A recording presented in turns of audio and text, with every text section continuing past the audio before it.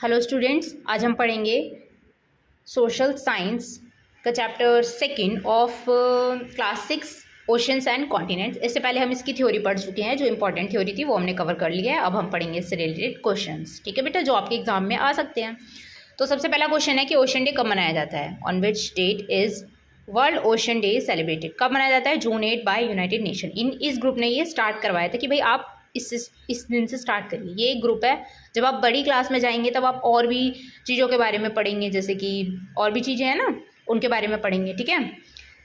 अगला है Eurasia is made of. Eurasia किन चीज़ों से बना है? दो चीज़ें क्या हैं वो? Europe and Asia.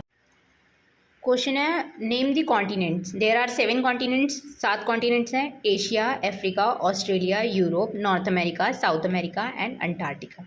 ठीक है बेटा, ये 7 हैं। 7 के नाम याद करो। कॉन्टिनेंट क्या होता है? बेसिकली धरती, जो ज़मीन है हमारी, उसको ही बोलते हैं। जहाँ पे लोग रहते हैं उसको बोलते हैं continents. A large body of land is called land mass. एक धरती जो बहुत बड़ी ज़मीन है उसको बोलते हैं land mass. A large continuous expense of land is called continent. और जो कंटिन्यू जहाँ पे धरती है उसको बोलते हैं कॉन्टिनेंट, ठीक है बेटा। What are ocean? ऐसी ओशंस क्या होते हैं? Write names of oceans. पहले बताओ ओशन होते कितने हैं, तुमको मैंने पढ़ाया है लास्ट क्लास में। चलो बताओ ओशंस क्या होते हैं? लार्जेस्ट वाटर बॉडीज, जो पानी की बड़ी बड़ी चीज़ें हैं उनको बोलते हैं ओशन, जिसमें पानी भरा हुआ है। लेकिन आपको बता दें ओशन बहुत गहरे होते हैं। ओशंस के अंदर भी क्या होते हैं? वॉल्केनो, जो कि फटते भी हैं।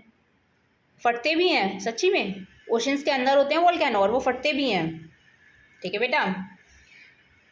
We see on the globe are called ocean. There are 5 ocean. 5 तरीके के ओशियन है। कौन कौन से? Pacific, Atlantic, Indian, Arctic, Southern ocean, ठीक है। आपको मैंने उस लास्ट क्लास में ट्रिक भी बताई थी कुछ पैसा करके। अगर आप उससे पढ़ लोगे तो आपको वो भी याद हो जाएगा, इनका ऑर्डर, कि पी फॉर पैसिफिक सबसे बड़ा है और फिर ए लास्ट में आता है। आप बताओ सबसे जो स्मॉलेस्ट है उसका नाम क्या है, ठीक है बेटा। अगला है northern hemisphere holds more water. इन दोनों हेमिस्फेयर में से कौन सा हेमिस्फेयर जो है जिसमें ज़्यादा पानी है? नदर्न वाले में है, ठीक है बेटा। Name the ocean that lies in northern hemisphere. उनका नाम बताओ जो नदर्न हेमिस्फेयर में ओशियंस हैं। तो पहला है Pacific, Atlantic, Indian and Arctic ocean, ठीक है। इंडियन ओशन हमारे लिए ज़रूरी है, ठीक है। NDMA what is this? ये क्या है, ये क्यों है? National disaster management authority. जो भी डिज़ास्टर से रिलेटेड चीज़ें हो जाती हैं उनको ये हैंडल करता है, ठीक है बेटा। Largest island in the world. Largest island, island क्या होता है? पहली बात तो इसे आइलैंड पढ़ना, आइसलैंड मत पढ़ना, क्योंकि एस साइलेंट होता है इसमें, ठीक है बेटा। आई एंड फिर LAND, आइलैंड पढ़ेंगे इसे। तो लार्जेस्ट आइलैंड मैंने बताया था। आइलैंड क्या होता है? छोटे छोटे लैंड्स के जो टुकड़े हो जाते हैं पानी के आसपास, बीच में लैंड बीच में है, आसपास पानी है, दैट इज कॉल्ड आइलैंड। तो ये है ग्रीनलैंड, जो कि वर्ल्ड में बहुत फेमस है, बड़ा है, सबसे बड़ा है ये, ठीक है बेटा। इंडिया के पास ऐसे कितने आइलैंड है आप बताओ? 1300। ये हमने NCERT की किताब में पढ़ा था अभी। Dash is dash in dash a scientific station. एक साइंटिफिक स्टेशन मैंने आपको पढ़ाया था दक्षिण गंगोत्री के बारे में। इसका ईयर आपको याद करना है 1983, और इसका नाम भी याद करना है। ये क्यों स्टैब्लिश किया गया था? ताकि क्या चेक कर सकें। ये पहली बात तो अंटार्कटिका में स्टार्ट किया गया था for research on evolution of climate and environment. Environment की स्पेलिंग याद कर लेना, ठीक है। RON होता है, ठीक है। और इन्वायरमेंट से रिलेटेड जो वहाँ का क्लाइमेट है, ज़्यादा बर्फीली जगहों पे जो क्लाइमेट होता है, इन्वायरमेंट होता है, उसकी स्टडी के लिए इसको बनाया गया वहाँ पे दक्षिण गंगोत्री। वैसे जैसे इंडिया ने अपना बनाया वैसे वहाँ पे और भी जगह और भी चीज़ों और भी लोगों ने बनाया है, जैसे कि चाइना ने बनाया है कि नहीं। यूरोप में भी है, यूरोप वाले जो वो हैं वो भी गए हैं वहाँ रिसर्चर्स रिसर्च करने के लिए, है कि नहीं। सब लोग गए हुए हैं वहाँ पे। वहाँ वो डाल के अपना आराम से रहते हैं, लेकिन बहुत बर्फीली जगह है ना, तो वहाँ हम नहीं रह सकते, ठीक है बेटा। Next is largest ocean. Ocean सबसे बड़ा कौन सा? ये तो मैंने आपको पढ़ाया है, P फॉर पैसिफिक। अगला पढ़ते हैं why are oceans refer to as the lungs of planet. Planet का लंग्स क्यों बोला जाता है? लंग्स क्या होते हैं? फेफड़े। Oceans are referred to as the lungs of planet क्यों बोला जाता है? Because marine plants like algae and phytoplankton produce over half of the world's oxygen which is essential for life on earth। देखिए क्या होता है कि हमारे जैसे धरती पे जानवर रह रहे हैं, वैसे ही कुछ जानवर पानी में रहते हैं, जानवर भी रहते हैं और साथ में उनके साथ प्लांट्स भी रहते हैं। हमने पढ़ा था फ्लोरा और फोना, है कि नहीं। फ्लोरा होते हैं जो प्लांट्स हो गए और फोना हो गए जो जानवर हो गए। तो वैसे ही सेम चलता है, पानी के अंदर भी चलता है, पानी के अंदर भी जीव रहते हैं, है कि नहीं। तो उनके जो ग्रुप जो उनका अंदर रह रहा है, देखो अगर नॉर्मल लैंड पे रह रहे हैं कोई जानवर, तो उसको कोई वो नॉर्मल घास खा रहा है, फिर उसको कोई खा रहा है, फिर उसको कोई खा रहा है, मतलब एक चेन चल रही है। वैसे ही पानी के अंदर भी एक चेन चलती है। फाइटोप्लैंक्टन वो होते हैं जैसे कि जो अपना खाना खुद बनाते हैं। फोटोसिंथेसिस वर्ड पढ़ा है आपने? फोटोसिंथेसिस वो प्रोसेस होता है जिसके थ्रू पानी और लाइट से खाना बनाते हैं, है कि नहीं? कौन बनाते हैं खाना, आप बताओ ज़रा? प्लांट्स बनाते हैं, समझ आया? तो वैसे ही ये लोग भी अपना पानी के अंदर खाना बनाते हैं, फिर इनको जू प्लैंक्टन खाते हैं, जू प्लैंक्टन को कोई बड़ा जीव खा लेता है, समझ आया? तो ये प्रोसेस चलता है। ये फाइटोप्लैंक्टन का क्लास 11 या फिर 12th के अंदर है, आई गेस, जितना मुझे याद है। प्रोड्यूस ये हो गया हमारा। आगे चलते हैं। 14th है, earth is known as blue planet. Earth को ब्लू प्लैनेट बोला जाता है। क्यों बोला जाता है भाई? ये तो सबसे पहले ही मैंने पढ़ाया था आपको, फर्स्ट उसमें ही बताया था। The earth is known as the blue planet because of vast amount of water. पानी ज़्यादा है, वास्ट का मतलब बहुत ज़्यादा, बहुत ही ज़्यादा पानी है। अर्थ ही एक ऐसा प्लैनेट है जिसपे पानी है, आपको पता है।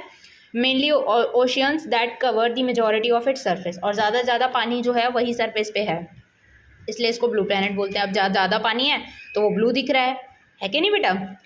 Dash dash dash are the blanks of smaller water bodies connected to oceans. मैंने आपको बताया था कि जैसे कि ये हमारा इंडिया है, मान लो ये हमारा इंडिया है। इंडिया के इधर भी कुछ पानी है, इधर भी पानी है, एंड इधर भी पानी है कि नहीं? इसके ऊपर तो लैंड है सारा। यहाँ पे ऊपर थोड़ा ऊपर जाएंगे नेपाल, भूटान, फिर चाइना, फिर ऊपर जाएंगे तो फिर जर्मनी वगैरह, मतलब यूरोप वगैरह आ जाएगा। ठीक है बेटा? तो समझ रहे हो ना? इस साइड हमारा बे ऑफ बंगाल, जो कि ब्रह्मपुत्र गंगा नदी यहाँ से डेल्टा बनाते हैं, यहाँ पे गिरती हैं। समझ आ रही है बात?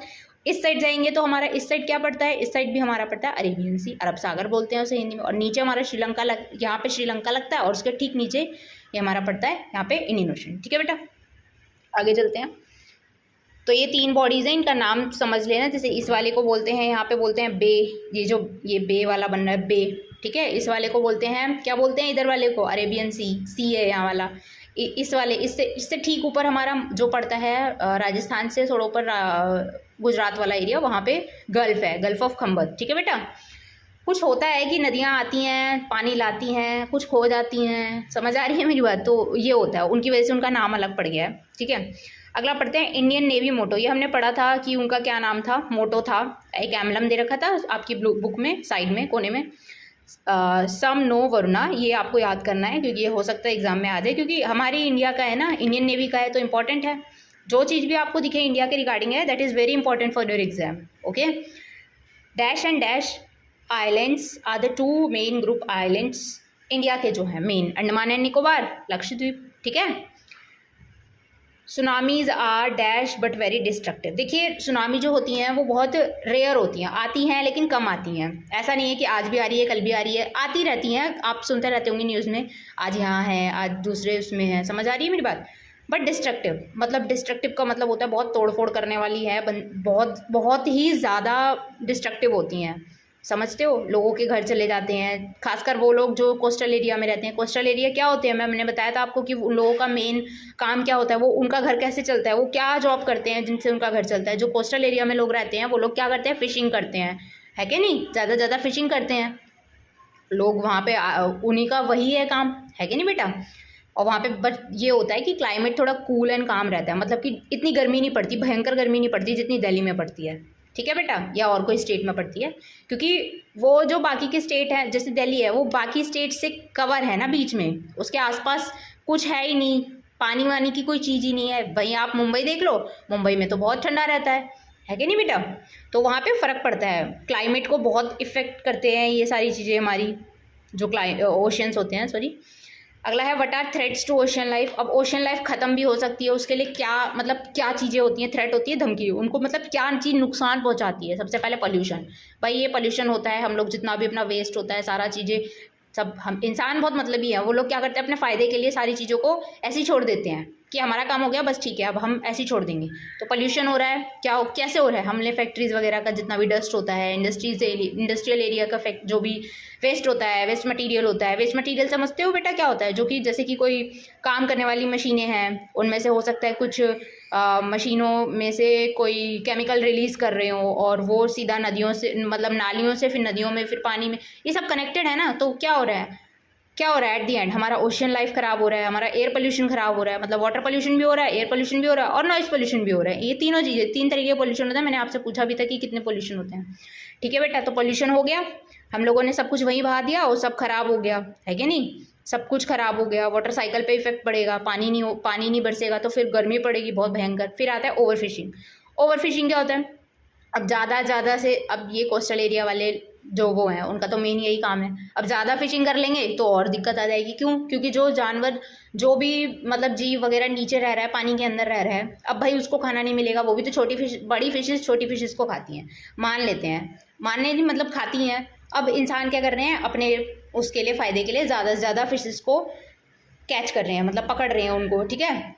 अब उससे क्या होगा? ओवर फिशिंग कर लेंगे, जिससे क्या होगा? अब बड़ी फिशेज रह जाएंगी। अब बड़ी फिशेज रहेंगी तो फिर वो भूखी नहीं रह जाएंगी क्या? आप भी मुझे एक बात बताओ। अगला है क्लाइमेट चेंज। ऑब्वियसली वाटर, जो हमारा रेनफॉल होगा उसके ऊपर भी बहुत फ़र्क पड़ने वाला है। फिर आता है सेकेंड लार्जेस्ट कॉन्टिनेंट, ये पढ़ लेना। एशिया के बाद अफ्रीका आता है। फिर आता है स्मॉलेस्ट कॉन्टिनेंट, सबसे छोटा है ऑस्ट्रेलिया, जो कि खुद एक आइलैंड है। Australia is the only island continent, okay. Largest continent Asia है, आपको बता दिया। सुनामी क्या होती हैं? सुनामी होती हैं जब समुद्र के अंदर बहुत सारी वेव्स आने लगती हैं। क्यों आती हैं? हो सकता है कि कोई अर्थक्वेक आ गया हो। समुद्र के अंदर भी अर्थक्वेक आते हैं, मैंने आपको बता दिया, ठीक है बेटा। समुद्र के अंदर भी आते हैं और वो फटते भी हैं, तो वॉल्केनिक इरप्शन बोलते हैं, फटना। वॉल्केनो से वॉल्केनिक वर्ड है और इरप्शन मतलब फटना। तो जब ये पानी के सोच सकते हो आप, पानी के अंदर भी वॉल्केनो है, तो मतलब हमारी जो अर्थ है उसके ऊपर कितनी चीज़ें अभी और हमको जानने की मतलब ज़रूरत है कि नहीं? हमें तो अभी समुद्र के अंदर की तो चीज़ें ही नहीं पता, है कि नहीं बेटा? ज़मीन की तो हम चीज़ें कर लेते हैं कि चलो ठीक है, आज हमने यहाँ खुदाई की, यहाँ हमें पता चल गया यहाँ एक सिविलाइजेशन थी, यहाँ ये होता था वो होता था। लेकिन पानी की हिस्ट्री बहुत अच्छी है देखा जाए तो, ठीक है बेटा। अब हम इसके बाद इसका चैप्टर 3 पढ़ेंगे जो आपके सिलेबस के अकॉर्डिंग है, ओके। पढ़िए तब तक।